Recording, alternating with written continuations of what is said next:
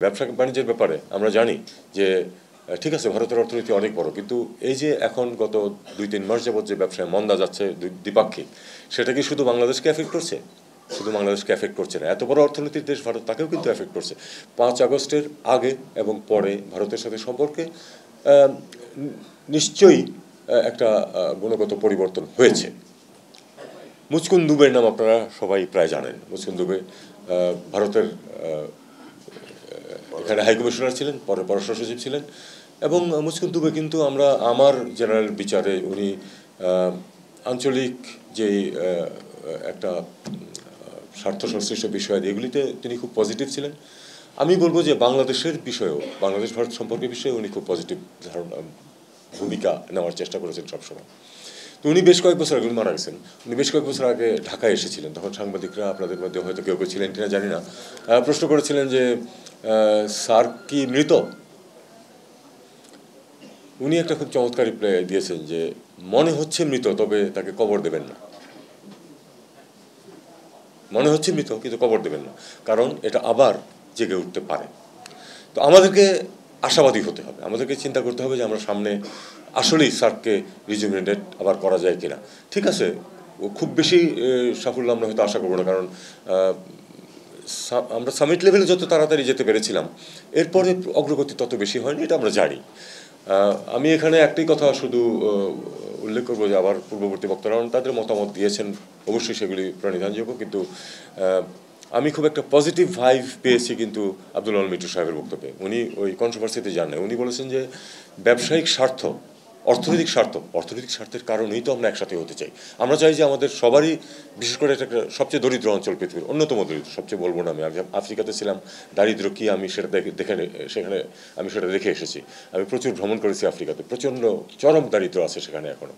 কিন্তু কতগুলি জিনিস খেয়াল করুন, আন্তর্জাতিক কোনো নির্বাচন যখন হয় তখন আফ্রিকাকে বাদ দিয়ে কাউকে নির্বাচিত করা খুব কঠিন হয়ে যায়, কারণ তাদের মধ্যে যত সমস্যা থাকুক, যত কিছু থাকুক, 50টি দেশ একসাথে ভোট দেয়।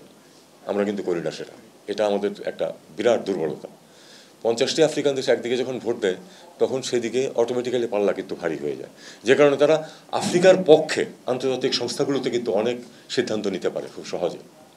খেয়াল করে দেখবেন আপনি জিনিসটা, প্রচুর সংগঠনের প্রধান বা দ্বিতীয় প্রধান পদে কিন্তু আফ্রিকানরা ঢুকে পড়তে পারে। এটা তাদের জন্য অনেক সুবিধা হয়, যে সুবিধাটা আমরা পাচ্ছি না। এখানে একটা অত্যন্ত বড় এবং শক্তিশালী দেশ ভারত আছে, সাথে যদি আমাদেরকে নিতে পারতো সবাইকে, তাহলে কিন্তু ভারতেরও সুবিধা হতো, আমাদের অন্যদেরও সুবিধা হতো, কিন্তু সেটা দুঃখজনকভাবে হচ্ছে না। ব্যবসা বাণিজ্যের ব্যাপারে আমরা জানি যে ঠিক আছে, ভারতের অর্থনীতি অনেক বড়, কিন্তু এই যে এখন গত 2-3 মাস যাবত যে ব্যবসায় মন্দা যাচ্ছে দ্বিপাক্ষিক, সেটা কি শুধু বাংলাদেশকে এফেক্ট করছে? শুধু বাংলাদেশকে এফেক্ট করছে না, এত বড় অর্থনীতির দেশ ভারত, তাকেও কিন্তু এফেক্ট করছে। পরিমাণটা হয়তো প্রপোর্শনেটলি হয়তো অত বেশি না, কিন্তু এফেক্ট কিন্তু করছে। আপনি কলকাতার অর্থনীতি, পশ্চিমবঙ্গের অর্থনীতি যথেষ্ট ক্ষতিগ্রস্ত হচ্ছে এটার কারণে। এটা আমরা আশা করব যে এই অচলাবস্থা আমরা কাটিয়ে উঠতে পারবো। অচলাবস্থা কাটিয়ে ওঠার জন্য সবচেয়ে গুরুত্বপূর্ণ হচ্ছে আপনার পারস্পরিক যেই যোগাযোগ স্থাপন, দেখা সাক্ষাৎ, এটা হলো সবচেয়ে গুরুত্বপূর্ণ। আপনারা জানেন যে আগামীকাল এখানে ভারতের পররাষ্ট্র সচিব আসছেন, আমাদের পররাষ্ট্র সচিবের সাথে আলাপ করবেন। এটা কিন্তু একটা স্ট্যান্ডিং মেকানিজম, এটা অস্বাভাবিক কিছু না। প্রতি বছর একজন যান ওপাশে, পরের বছর ওপাশ থেকে একজন আসেন পররাষ্ট্র সচিব পর্যায়ে। এটা ফরেন অফিস কনসালটেশন বলা হয় এটাকে, দীর্ঘদিন যাবৎ চলছে, এবং তারই অংশ হিসেবে তিনি আসছেন। আমি আশা করব যে তারা একটা ফলপ্রসূ আলোচনা করবেন।